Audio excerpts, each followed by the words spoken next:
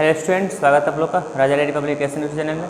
हम लोग पढ़ रहे हैं 12th क्लास का बायोलॉजी के एक चैप्टर जिसका नाम है क्या, वंशगत विविधता का सिद्धांत। इसमें पिछले वाले वीडियो में हम लोग पढ़े हैं मेंडल का प्रयोग, मेंडल का एक समय प्रयोग, दूसरे का प्रयोग, उसके बाद उसका बहुत सारे का नियम, और साथ में जो है मतलब लिंग निर्धारण कैसे होता है उसके बारे में।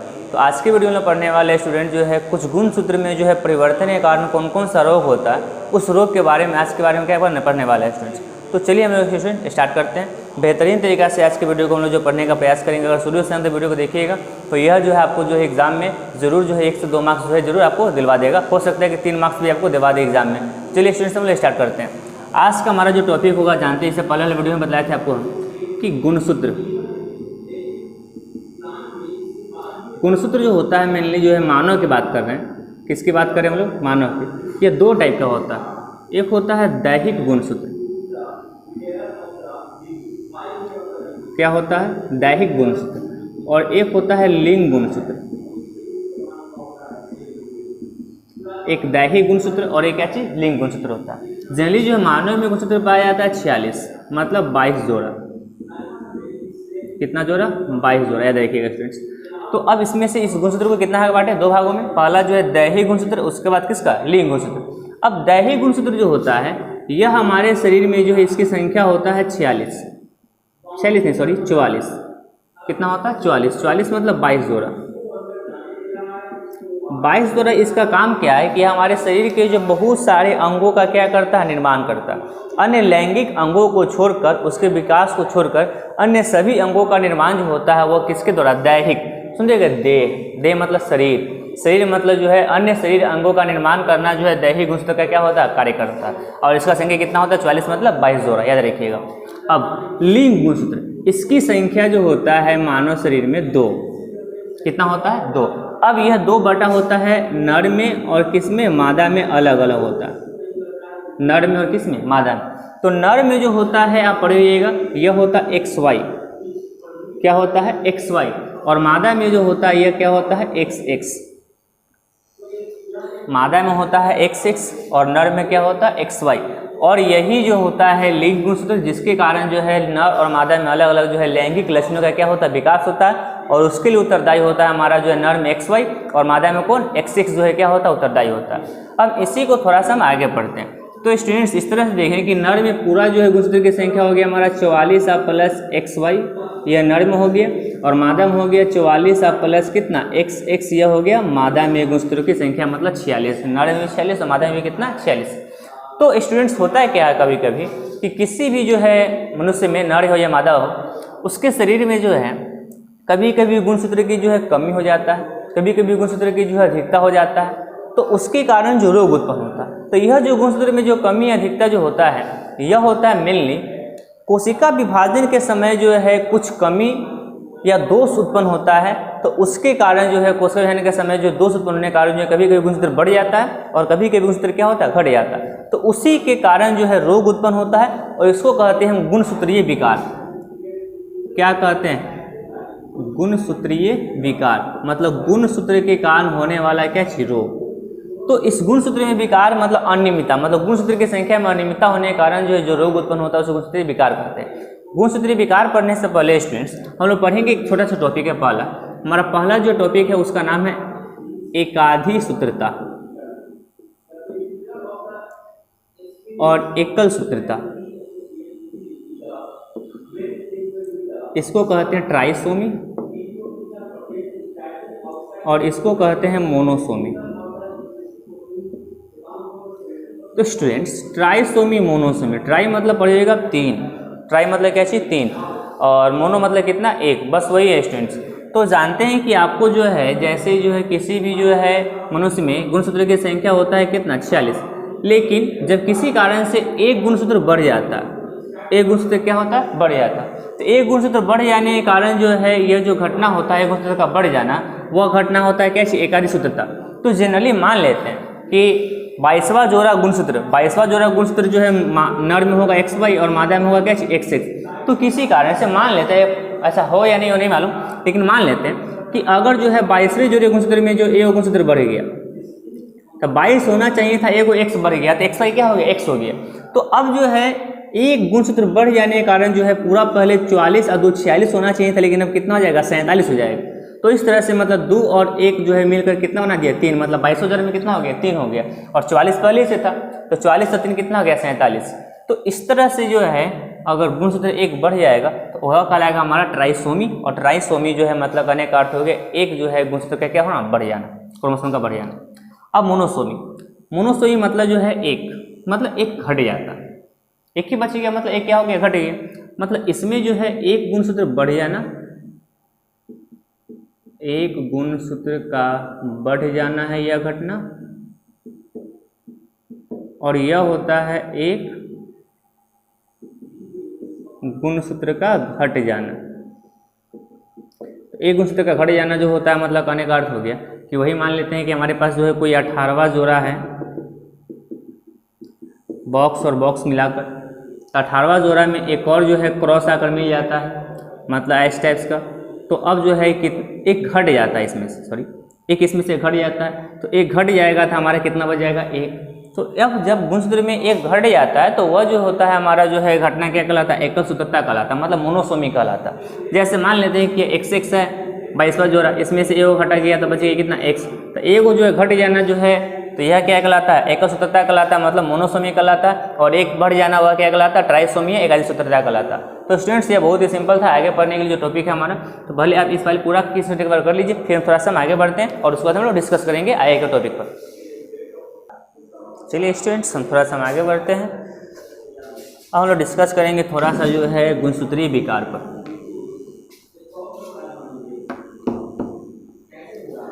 दैहिक गुणसूत्र आप जान रहे हैं कि हो गया हमारे पास जो है कितना गुणसूत्र होता है, तो टाइप का दैहिक और क्या चाहिए लिंग गुणसूत्र। अब जो है गुणसूत्रीय विकार मतलब गुणसूत्र में परिवर्तन, तो परिवर्तन होगा तो वह दैहिक में हो सकता है या किस में हो सकता है लिंग में हो सकता है। तो अब जो है एक एक करके पढ़ेंगे कि अगर दैहिक में होगा तो कौन कौन सा रोग हो सकता है, लिंग में होगा तो कौन कौन सा रोग हो सकता है। तो सबसे पहले दैहिक गुणसूत्र में पढ़ते हैं हम लोग। सबसे फर्स्ट दैहिक गुणसूत्र में परिवर्तन। तो दैहिक गुणसूत्र में परिवर्तन होगा तो कौन कौन सा जो रोग हो सकता है। जनरली जो ये जो गुणसूत्रीय जो होता है रोग उसको कहते हैं सिंड्रोम, क्या कहते हैं सिंड्रोम। तो अलग अलग टाइप का सिंड्रोम होता है स्टूडेंट्स। तो दैहिक कारण जो होता है सबसे पहला वो होता है डाउन सिंड्रोम, बहुत ही इंपॉर्टेंट टॉपिक है आज का स्टूडेंट, शुरू से अंत तक लगातार देखिएगा। दूसरा number Edward syndrome,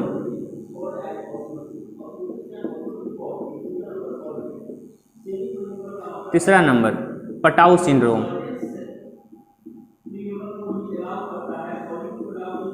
Patau syndrome बहुत ही बेहतरीन टॉपिक है स्टूडेंट्स, आप देखिएगा। डाउन सिंड्रोम, एडवर्ड सिंड्रोम और जो है आपके बाद जो है आगे किसका आ गया पटाउ सिंड्रोम। तो इसमें कौन किस में होता है अगर इसको हम देखने का प्रयास करें तो एक एक करके हम लोग देखेंगे स्टूडेंट्स। यह जो होता है आपका 21वां जोड़ा में जो होता है, किसमें पाया जाता है 21वां जोड़ा गुणसूत्र में। इसलिए बता रहे हैं कि आप जो है एक एक सबको एक साथ बताएंगे तो पूरा एक साथ याद हो जाएगा आपको। यह होता है आपका 18वां गुणसूत्र, 18वें जोड़ा में।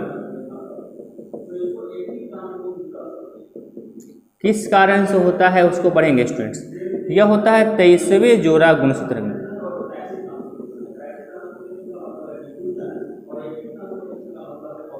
तो 13वें जोड़ा गुणसूत्र में।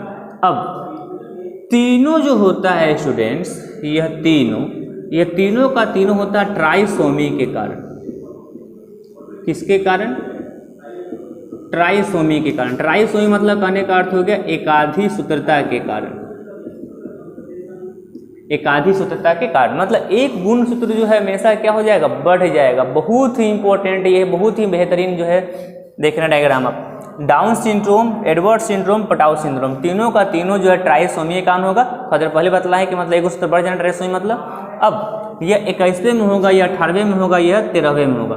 तो 21वें जोड़ा मान लेते हैं कि यह है, तो इसमें एक और बढ़ जाएगा तो 3 हो जाएगा।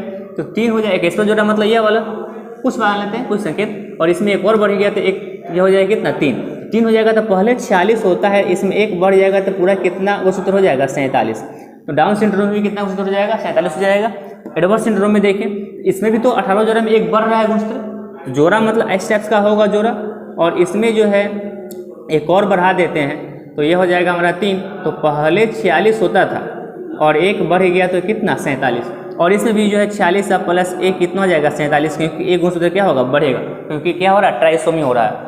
तो अब यह हो गया जो है किसमें गुणसूत्र, सबसे इंपॉर्टेंट कि आपको याद रखना हो कैमा गुणसूत्र में हो रहा है और किस घटना का कारण हो रहा है, बहुत ही सबसे इंपॉर्टेंट है। तो डाउन सिंड्रोम 21वें गुणसूत्र में होता है, ट्राइसोमी का कारण होता है, और एडवर्स सिंड्रोम 18वें जोड़ा गुणसूत्र में होता है, ट्राइसोमी का कारण होता है। पटाउ सिंड्रोम 13वें जोड़ा गुणसूत्र में पाया जाता है और ट्राइसोमी का कारण होता है। अब लक्षण देखते हैं स्टूडेंट्स, इस वाले में अगर लक्षण देखते हैं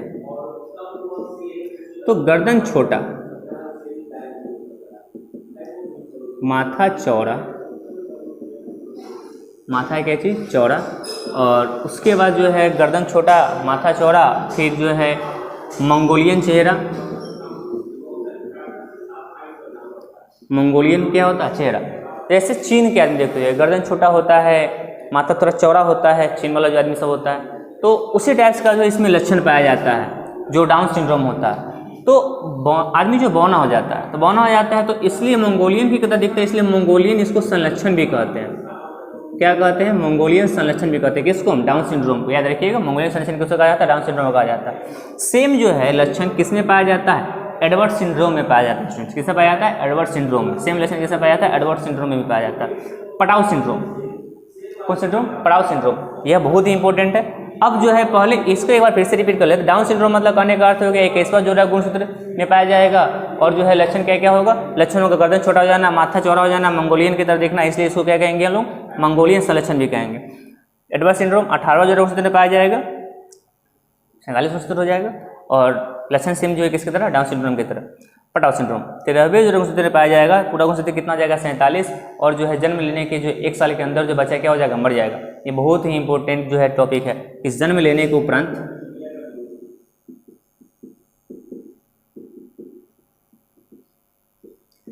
1 वर्ष के अंदर बच्चा का मृत्यु हो जाना, या जन्म लेने के समय ही मर जाएगा, या 1 वर्ष के अंदर ही जो है क्या हो जाएगा, वो मर जाएगा बच्चा, या अगर पटाउ सिंड्रोम उसके अंदर होता है तब।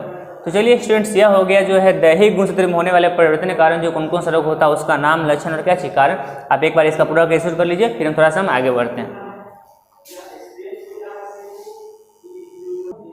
चलिए स्टूडेंट्स थोड़ा सा आगे बढ़ते हैं। अब हम लोग पढ़ेंगे जो है किस पर, लिंग गुणसूत्र में जो परिवर्तन होगा उसमें किस प्रकार का परिवर्तन होगा उसके बारे में।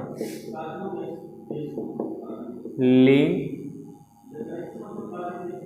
गुणसूत्र में अभी तक हमारे जो है वीडियो को लाइक नहीं किए हैं और चैनल को सब्सक्राइब नहीं किए तो जरूर कर लीजिएगा स्टूडेंट्स। चलिए थोड़ा सा आगे बढ़ते हैं।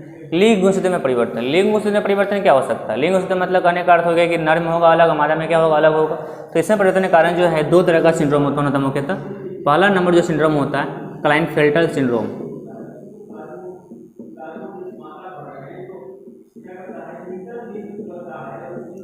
Klinefelter syndrome. उसके बाद बारी आता है टर्नर सिंड्रोम, क्लाइनफेल्टर सिंड्रोम और क्या चीज, टर्नर सिंड्रोम। हाँ टर्नर से या टर्नल भी कह सकते हैं, जो भी हो स्टूडेंट्स।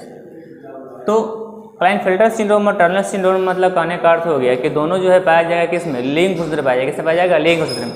तो लिंग गुणसूत्र मतलब कहने का अर्थ क्या कि वह होगा हमारा XX मादा में और नर में क्या होगा XY होगा। तो अब जो है क्लाइनफेल्टर सिंड्रोम जो होता है यह पाया जाता है जनरली दोनों का दोनों किसमें पाया जाएगा, 22वां जोड़ा में। किसमें पाया जाएगा, 22वां जोड़ा में, क्योंकि लिंग गुणसूत्र जो है कैमा होता है 22वां जोड़ा ही होता है। कैमा होता है 22वां जोड़ा ही होता है। तो अब जो है 22वां जोड़ा में जो है नर में अलग होगा, मादा में क्या होगा, अलग होगा। तो नर में अगर देखें XY होगा और मादा में क्या होगा, XX होगा।